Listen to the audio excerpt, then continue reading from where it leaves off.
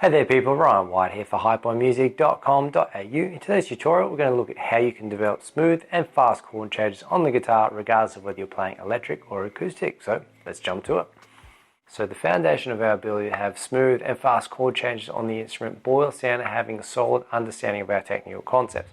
So you've seen me go over these in other videos before, so we've just got an E minor voicing in our left hand to demonstrate this. And the major technical concepts for our left hand are fingertips, fret position, neutral wrist position. So fingertip, very straightforward. Center of the fingertip, fret position, we've got our finger in the halfway point up towards the fret marker there, and then nice neutral wrist position, so avoiding any extremities that avoids us hitting those first 2 points.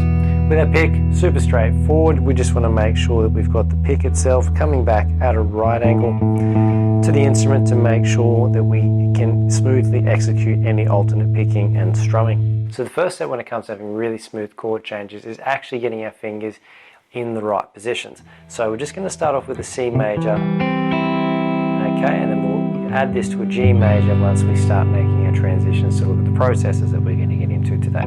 So C major, it's very, very common, okay, when people really struggle to set this one up.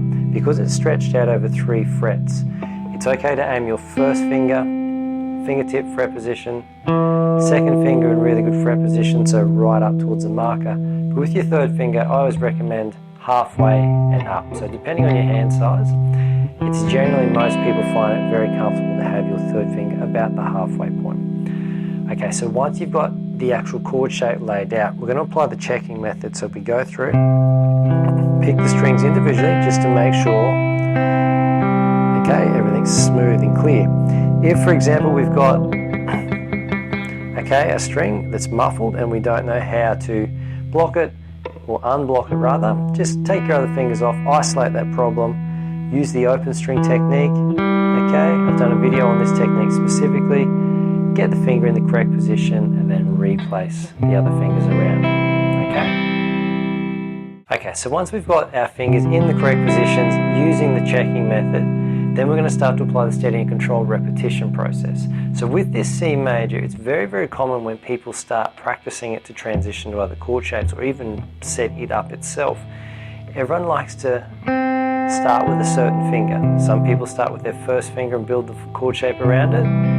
Some people start with their third finger and build the chord shape around it. So neither one is better than the other. The most important thing is that you are aware of your particular process and how you like to construct the chord. So when you're aware of these processes and you combine it with the steady and controlled repetition process, okay, this is how we build accuracy and smoothness in getting into our chord shapes. So in the beginning it's quite okay to start off with having the fingers individually go on like that, but over time you'll find less and less with steady and controlled repetitions, and with efficiency of getting to that position, it'll be less separated with the individual fingers and you'll just start placing all fingers at once.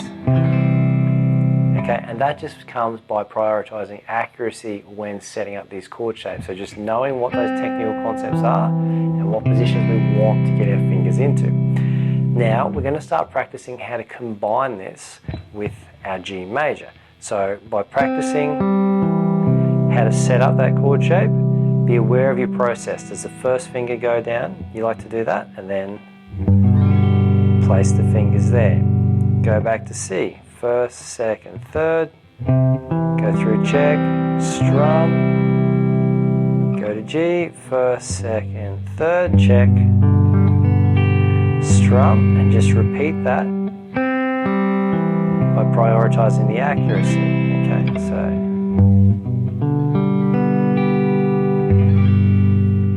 so by setting these chord changes up and using the steady and controlled repetition process, you're going to be developing accuracy and speed as a byproduct of the efficiency by not rushing these chord shapes. Now, once you can actually execute the chord shapes comfortably and at a steady tempo, you're going to start adding strumming patterns to play them in songs.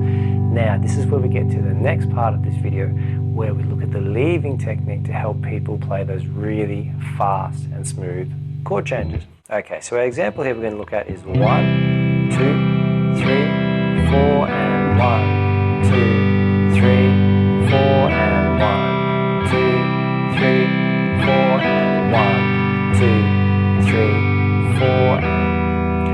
not sure whether you people are picking it up, but I'm actually, by using the leaving technique, leaving on the last beat of each bar to transition to my next shape. I'll slow that down again.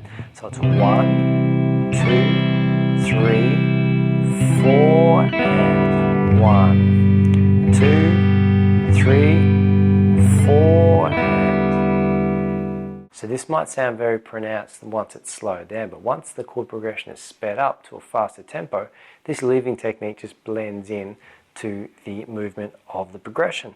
So I'll do it again. 3, 4, and 1, 2, 3, 4, and 1, 2, 3, 4, and 1. We'll speed it up.